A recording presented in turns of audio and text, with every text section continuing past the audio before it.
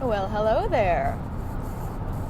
On my way back from visiting friends for Friendsgiving, I have some thoughts about relationships, friendships, the difference between them, the similarities, the complexities. Right now, I am not in any official relationships. I have some very intimate friends that I have sex with, and things are just in that zone for me right now, which is really beautiful. And I'm kind of trying to process that, because so what I'm noticing about being in a friendship where we have sex. Not a lot of people say friends with benefits, and that is when that is actually like a fuck buddy that they don't actually have a friendship with. I don't know your story, but I've heard that a lot. This is not my case. My case is that I've had friends that I've had for a long time. That I sometimes have sex with. What does that mean? It means that I have a lot of toxic ideas about relationships, romantic relationships, from my upbringing, from just like media, from narratives about relationships that I've seen, from relationships that I saw growing up, where, I expect certain things out of a relationship. I can have a clingy attachment style sometimes, which is really hard not to have, especially when you're like sexually attracted to someone, when you're really in love with somebody, when you feel a lot of love and sexuality towards somebody and romance. I think that it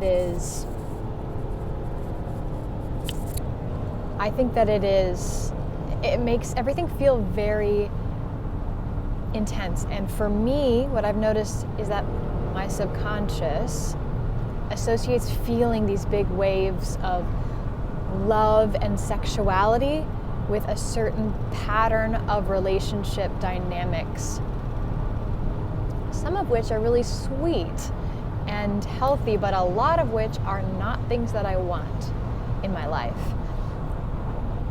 And being forced with the fact that I'm not in relationships with these people, and I'm in friendships, deep friendships, and even family, I would call them my chosen family, family relationships with these people, but not dating,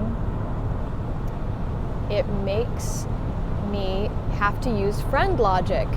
And to me, friend logic says you are your own autonomous person who lives your life exactly on your terms, and we show up for each other in so much as we can. We show up for each other in so much as it lights us up. And it's kind of breaking my brain a little bit in a really sweet way, because part of me believes that when you're in a relationship with somebody or dating, there's a lot of pressure to do certain things. Just the scripts, the picnics, the eating out, the amount of times you have sex, the things you say to each other, and the cadence in which you interact with each other, whether it's kind of worshipful or adoring. And that's a little bit of a performance, And when I'm switched into close friend mode, it feels a lot more safe. Like, I feel that we can just experience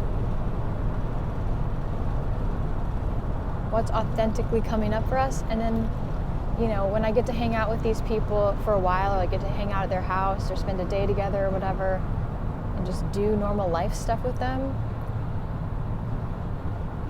it's like my brain is being forced to equate the safety and solidity and non-pressure of an autonomy of a friendship and complete, like, you get to say no, you get to say yes whatever you're feeling like in the moment, with the feeling of romance and love. And I'm still working on that. I don't think I'm perfect at it. I think that my brain still tries to leap to these, like, I'm supposed to be kissing you, or I'm supposed to be, saying I love you, or I'm supposed to be, behaving in this way around you, what I've seen other people do. So I'm trying to redirect my brain, and when I remember that it's a friendship, it helps me to redirect into just where we are in the moment. And then when I notice the welling of the romance and the sexuality come up in conjunction with the sacred autonomy of the radical autonomy of friendship,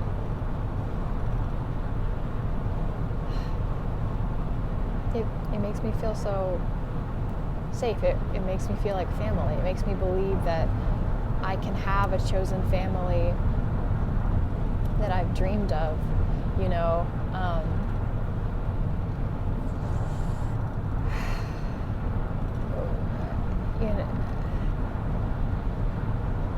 That's pretty much all I had to say. Let me know if that's something that you relate with, or something that you're striving for, or working through, or